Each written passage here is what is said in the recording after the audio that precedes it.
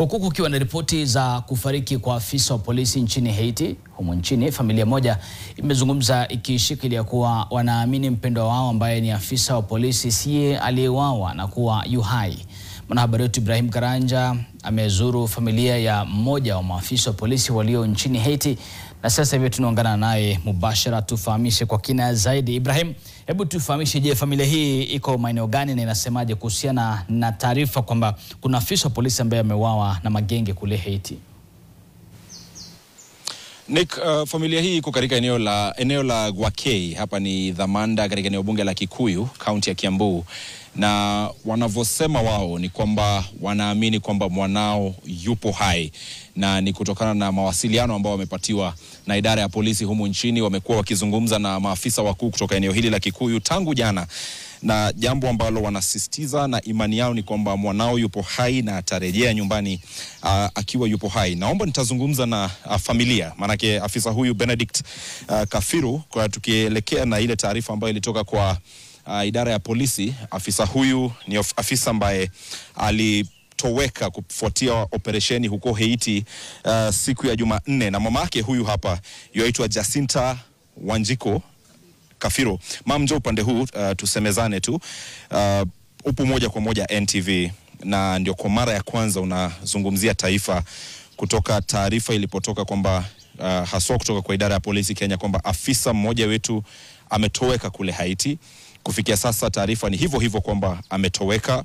Wapo ambao wana endeza habari ambazo bado hazijathibitishwa, na kama ulivyotueleza ni habari ambazo umesikia.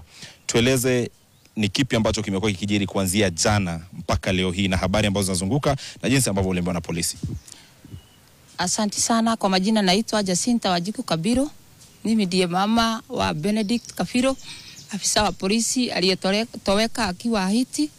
Mimi ombi langu ni serikali ifanye haraka iwezekanavyo. Tangu jana asubuhi 6:30 ile ripoti nilipata kutoka kwa komanda AP komanda sub county ya Kikuyu ni kuwa kijana yangu alitoweka, na ajanipea ripoti nyingine. Nikimpigia ananiambia kijana yangu ametoweka, anatafutwa. Now it is more than 24 hours mtu anatafutwa. Ukimpigia simu anakwambia mtu anatafutwa. Sina ripoti yoyote. Mitandao inasema kijana yangu ameuliwa, kijana yangu amekaagwa, kijana yangu haonekani. Sasa mimi naomba serikali, nataka mtoto yangu venye nilimpeana akiwa hai na akiwa na afya mzuri, ndiye nataka. Yeye ndiye tegemeo yangu, yeye ndiye first born yangu, ni kijana mdogo. Mimi ni single mother. He is the only hope for my family. Sina chochote kingine isipokuwa yeye. Akona ndugu yake mdogo, yeye ndiye tegemeo letu. Yeye ndiye tegemeo letu, tegemeo ya familia, tegemeo ya kila mtu kwa hii familia. Ni familia dogo. Sasa serikali, mimi nataka kijana yangu na nipewe ripoti haraka iwezekanavyo. Mam, jipe nguvu, manake ni msimu ambao ni msimu ambao zoom out. Ni msimu ambao ni msimu mgumu sana, na kama ulivyosema kuna hao ambao wanazungumza mitandaoni na hawana uhakika wowote. Manake taarifa ambayo ni taarifa rasmi ni taarifa iliyotoka kwa maafisa wa polisi. Wanaoeneza uvumi huu hawazingatii uzito na uchungu ambao familia inapitia katika kutoweka kwa mtoto wenu. Naomba zungumzie watu ambao wanaendeleza uvumi huu katika mitandao, na kuomba tu pengine heshima na muda kama familia, manake nikitazama ni hali ngumu ambayo mpo ndani.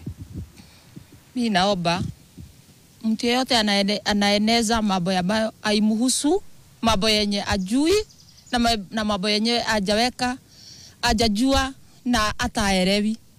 Tangu jana usiku ndio nilipata the first report ati kijana yangu ameaga.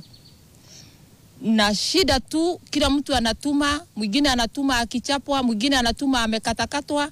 Sasa hiyo ni mambo yenye inaudhi familia yetu. Ni familia dogo, ni familia ya haina baba, haina mama, ni familia yenye ni hoe hae tu. Sasa mimi naomba wenye wanatumia mitandao, tafadhali waache kueneza venye Kafiro amekufa, Kafiro ako hai na Kafiro ataishi. Kafiro ataendelea. Sasa serikali nataka mtoto yangu. Mam, Kafiro alienda lini Haiti? Kafiro alienda Haiti mwaka jana tarehe 15 Julai. Na alienda. Kama familia mmezungumza na yeye siku za hivi karibuni?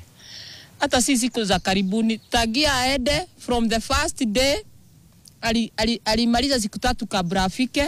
From that time tumekuwa tukiongea na yeye kila wakati, anakwambia venye kazi iko. Juzi after 2 weeks ndiye aliniambia amehamishwa kutoka town, sikumbuki venye inaitwa, amepelekwa kijijini mahali wanakuza mchere. Amekuwa huko for the 2 days na akaniambia kazi wanafanya, na sasa amebakisha miezi 4 arudi. Tarehe 15 tuliongea na tukaachana, amebakisha miezi 4 arudi. Sasa serikali nataka mniambie ukweli na mniambie saa hizi wapi mtoto yangu. Asante mam. Naomba tuzungumze na mkewe. Manake Nick, taarifa ambayo baadhi hii inataka ifahamike kwamba afisa huyu Benedict Kafiro ana familia, ana mke na ana mtoto. Kwa sasa naomba nizungumze na mkewe ili tu tulivyozungumza na familia hii walisema kwamba habari ambao wanataka itoke huko ni kupinga kabisa swala la kwamba swala la kwamba Kafiro hana familia. Lakini inavyoarifiwa ni kwamba mkewe hayupo tayari kuzungumza kwa sasa, ila ni ombi tu kutoka kwa familia hii, manake bado hawajapatiwa majibu yoyote, bado hawajapatiwa hakikisho lolote kuhusu alipo mwanao. Ni ombi kwa watu ambao wanazungusha picha. Mamake aliniambia kwamba alipatana na picha mitandaoni hata usiku ikithibitisha kifo, na ni jambo ambalo wao hawajaarifiwa na idara ya polisi. Kwa hiyo wanaomba isalie ilivyo kwamba mwanao ametoweka na wana imani kwamba atapatikana. Kwa hiyo kutoka hapa Thamanda, ni hali ngumu ambayo tunashuhudia mbele ya familia hii, lakini ni hali ambayo tunatarajia kwamba kama wao wanavyotarajia kwamba taarifa itakayotokea na taarifa ambayo itatoka itakuwa ni taarifa nzuri kulingana na matarajio ya familia. Mamake anasema kwamba picha alizoona, baadhi ya picha ni ya mwanawe, lakini pia anaamini kwamba huenda ikawa ni propaganda za wale maadui katika njia ya kuonyesha kwamba katika kuuza uoga wanavyosema wenyewe mtaani. Kwa hiyo Nick, narejesha studio kutoka hapa eneo bunge la Kikuyu. Asante sana Ibrahim Karanja kwa taarifa hiyo. Mtazamaji, Waswahili husema kwamba uchungu wa mwana aujuaye ni mzazi, na machozi hayo basi yanadhihirisha uchungu anaosikia mama ya mwanawe ambaye amekuwa katika operesheni kule katika taifa la Haiti.